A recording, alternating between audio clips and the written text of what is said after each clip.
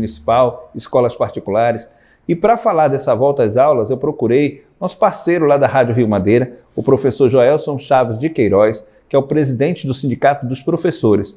Eu trouxe aqui no estúdio da Julai para conversar com ele. Boa noite, professor. Prazer em recebê-lo. Boa noite, Marcelo. É um prazer enorme, né, estar aqui com você e falar um pouco, né, sobre esse assunto tão polêmico e tão constrangedor, né? Haja vista, a gente está diante de uma pandemia, né, bem pior do que no ano 2000.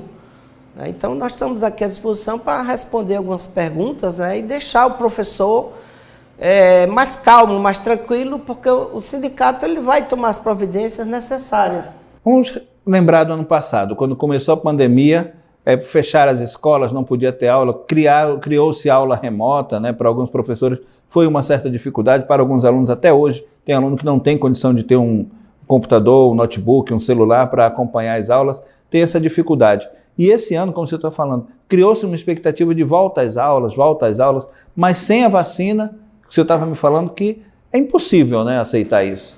Exato, Marcelo. Eu acho que é uma questão de humanidade, certo? Você falar em volta às aulas presenciais, certo? Veja bem, obviamente a pandemia foi uma coisa que nos pegou de surpresa, né? No ano passado a gente assistiu toda a Europa, toda aquela situação, e a gente poderia ter se cuidado melhor, né? Evitado, né, as aglomerações e uma série de fatores que nos trouxe muito transtorno, né? A educação, nós da educação, nós não estávamos preparados. Naquele momento, né, nós tivemos que nos reinventarmos e criamos e absorvemos, né, as aulas remotas, né, que foi a única saída. Haja vista, né, que essa pandemia, ela prega, né, não a aglomeração, né? Você sabe que a escola é um local de aglomeração, né? Isso nos traz, né, crianças, adolescentes, pré-adolescentes, senhores de idade, né, avós, etc, etc. Então, naquele momento, né, a saída, né, de imediato foi a suspensão das aulas, correta, né? O que nos deixou com grande dificuldade, com transtorno, é porque a gente precisou aprender, Marcelo, aprender a lidar com esse novo equipamento, né? E uma grande dificuldade também foi os nossos alunos, né? Porque para isso você precisa ter a internet, né? Muitos dos nossos alunos não tinham condições, às vezes não tinham nenhum aparelho, né? E infelizmente, né, foi muito difícil o ano de 2020, né? E a gente até pensava que agora para 2021, né, o início do ano, fosse mais calmo, mais tranquilo, né? E que o Estado tivesse se organizado melhor, né, e tivesse olhado com mais carinho para a questão da tecnologia, não só para o professor, como para os nossos alunos. Mas não houve, paralelamente, durante esse período aí, quase um ano de pandemia, não houve uma negociação, uma pesquisa, um trabalho? O que você poderia falar para a gente sobre isso? Porque agora tem a situação das voltas às aulas e o governo o governo estadual já decretou que a aula presencial, por enquanto, não vai haver no governo estadual. Aí você me adiantou lá na rádio, quarta-feira, que para os terceiros anos existe a possibilidade de volta às aulas no terceiro ano. Que já que não vai ter aula para por que vai ter para os terceiros anos? Da mesma forma, a sala de aula não é só o envolvimento do professor e o aluno. Tem zelador, tem inspetor, tem todo um grupo de pessoas que vão ter que estar na escola para a escola funcionar, né? O que foi feito nesse período que você pode falar para a gente, do ano passado para cá? Veja bem, o que foi feito do ano passado para cá com relação a essa situação, né? Tivemos algumas conversas, né, via online com o governo do estado, né? Questionamos, reivindicamos algumas situações, mas o que nos surpreende, Marcelo, agora em plena pandemia, né, num momento de maior dificuldade até que da primeira onda, né? Nós tivemos aí mais de 40 pessoas, né, teve que ser levado fora do estado para tratamento. Então nós estamos diante de um momento de grande dificuldade, né? Os hospitais superlotados, etc. Então, o governo do estado, ele acena com a volta às aulas, né, presencial para os terceiros anos.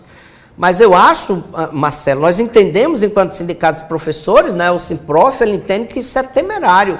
É preciso, é necessário que se procure, se busque, se traga a vacina. A partir daí, Marcelo, é que vai nos dar uma tranquilidade para que a gente possa realmente trabalhar.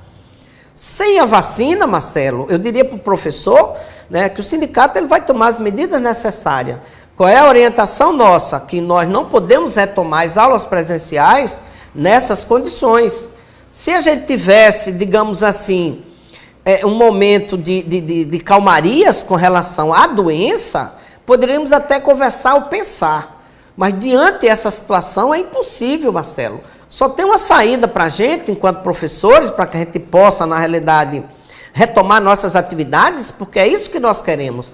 Mas nós precisamos voltar com garantias, Marcelo. A doença, ela está aí, né? Você veja o médico, o enfermeiro que tem um maior cuidado, né, com essa doença, eles se contaminam e alguns até morrem. Imagine nós, professores, né, numa escola que muitas pessoas, vai ter trânsito, vai ter servidores, vai ter, né, muita gente. Então, é impossível, é inviável nesse momento a gente retomar as aulas presenciais, mesmo que seja com o adulto, né, que talvez tenha um pouco mais de cuidado, etc, etc. Mas o sindicato ele é extremamente contrário nesse momento, né, se falar em retomada de aula presencial. Por quê, Marcelo? Porque nós temos visto no Brasil afora algumas escolas particulares, em São Paulo, em Campinas, retomaram as aulas presenciais e agora estão fechando. Agora na segunda-feira, agora passada, dia 1º, eles estão fechando. Por quê? Porque houve uma contaminação. 35 servidores foram contaminados, né? E alguns alunos. Então, é temerário se retomar, né, nesse momento sem que tenha a vacina.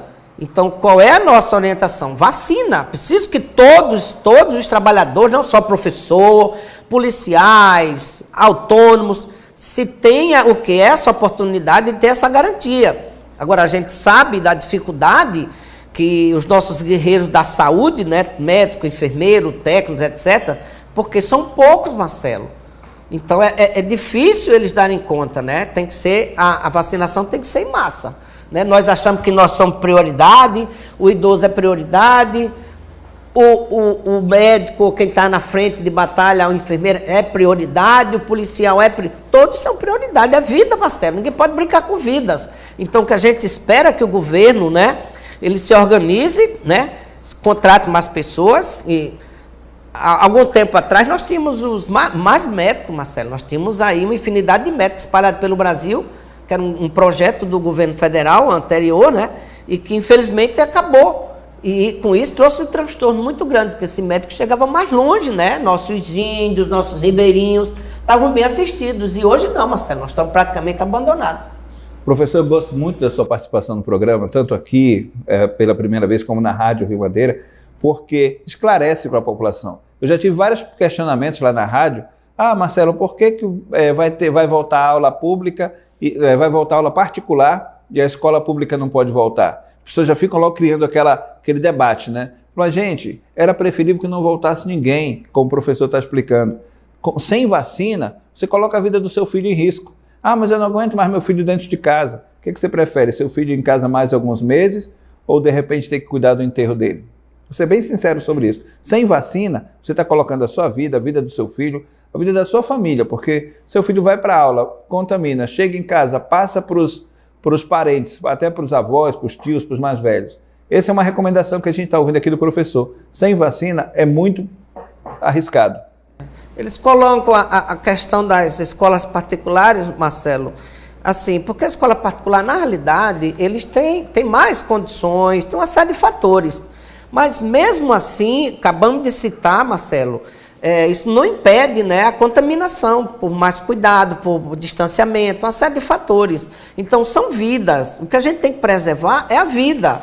O ano letivo, ou até a mesma qualidade de ensino, porque a aula remota, o rendimento não é satisfatório. Mas é importante esse processo, né? O que a gente tem que verificar, Marcelo, é aprimorar nossas aulas remotas, ainda nesse momento, né? Dar as melhores condições para os professores, né? Boas aulas. O alunado tem que fazer um levantamento, o aluno que não tem o equipamento, que não tem o celular, que não tem as condições, a gente tem que trabalhar, né? O Estado tem que trabalhar para verificar isso. E no momento, Marcelo, correto, adequado, né, após a vacina, se retoma as aulas com tranquilidade. O professor, eu sou professor, leciono à noite lá no João Bento, dou aula no Getúlio Vargas também à noite. Marcelo, a melhor coisa é a aula presencial. Mas nesse momento nos priva, Marcelo, porque nós podemos colocar estamos colocando nossa vida em risco. Né? Então eu diria que para o professor, né, para os professores do estado de Rondônia, professores do município, né, que é preciso, é necessário que se tenha a vacina. Eu sei do pai que reclama, eu tenho 3 netos em casa, Marcelo, eu crio 3 netos. Para mim, como está sendo difícil, Marcelo. Mas eu prefiro meus netos em casa me dando trabalho do que ir na escola e talvez até me contaminar, trazer, etc. Então, o mais importante nesse momento é preservar as vidas.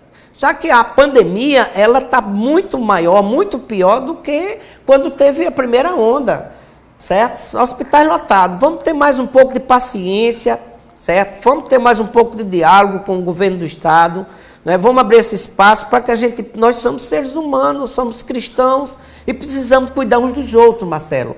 É assim que o sindicato encara, assiste todo esse momento, né? E pede, vamos ter calma e vamos esperar mais um pouco, né? Vamos aperfeiçoar nossas aulas remotas, vamos garantir as nossas vidas, nossa saúde, né? Dos nossos filhos, dos nossos netos, né? E o sindicato está a dispor, né? Está ao lado do professor para que a gente possa, né, se preciso for, né, fazer alguma coisa no sentido de que essas aulas presenciais elas não aconteçam. É isso aí. Você, senhor, falando agora, você, meu amigo, falando, eu lembrei de pontuar. A educação municipal já declarou que vai ter aula remota. Volta às aulas a partir do dia 22. Quero até parabenizar aí pela atitude do prefeito e a secretária municipal de educação, né, a Gláucia Negreiros. E o município volta com aula remota. Eu acho que essa aula remota volta para ficar no sistema. Daqui a pouco vai ser adequado, presencial e remota, né? Cheguei a lembrar também do telecurso, segundo grau, que o pessoal fazia. Assistir aula pela televisão para poder depois fazer a prova. Tem tudo isso. São momentos que a gente fica refletindo sobre o que é bom, o que não é. O essencial é que temos que ter a vacina para poder voltar à aula presencial, é isso? Exato, Marcelo. Essa experiência que nós estamos vivendo, né, com essas aulas remotas, ela é muito importante. Mas o contato, Marcelo, o diálogo na sala de aula, o debate, isso é insubstituível. Nós sentimos falta disso. Mas eu repito, no momento é impossível você fazer isso. Então nós temos um paliativo, que é as aulas remotas, certo? Que aí garante as nossas vidas. Mas a nossa vontade, o nosso maior prazer, Marcelo, é estar em sala, é o conversar, é o corrigir o trabalho, é o debate, é um conselho que você dá para o seu aluno. Isso nós estamos sentindo falta. Isso é ruim para a gente, enquanto professor, né, que dedicamos a nossa vida à educação. Mas eu repito, o momento, infelizmente, ainda não é propício a essa atividade presencial. Por isso que a gente fala e diz, né? Vamos preservar nossas vidas, Marcelo, porque a gente tem muita história para contar, tem muito trabalho para fazer, né? E é nesse sentido que a gente fala para o professor, fala para o pai, para o aluno, né, pai? Vamos ter um pouco mais de paciência que vai passar. Vamos se cuidar mais um pouco, vamos ter mais cuidado. E eu não tenho dúvida disso, que muito em breve estaremos na escola fazendo aquela confraternização, aqueles encontros de paz, sabe, Marcelo? Mas no momento, Marcelo, nós temos que ter essa cautela, esse cuidado com a nossa saúde. Obrigado, professor. Eu quero agradecer e já convidar o senhor. Aqui o nosso estúdio da Live Vídeo é parceiro nosso amigo Paulo Santos, que é o responsável aqui, e nós temos o nosso programa. Esse programa está indo ao ar hoje aqui na Rema TV, canal 5.1, reprisado em breve também, toda quinta-feira, reprise, e no nosso canal no YouTube, no Porto Show Online. E o senhor já é parceiro nosso na rádio, agora mais um passo junto com a gente, não só o senhor, mas todos os sindicatos, a gente abre esse espaço para as pessoas que têm a sua luta, a sua história de luta. Como é a sua frase mesmo? A luta continua. Pois é, eu quero agradecer essa oportunidade, né? Eu acho que é importante, é necessário, né? A notícia, né, Marcelo? As pessoas precisam saber das notícias. E eu encerro sempre, a gente tem dito, né? Nunca se vence uma guerra lutando sozinho. É preciso a compreensão de pai, de alunos, de professores e do governo do Estado. A luta continua.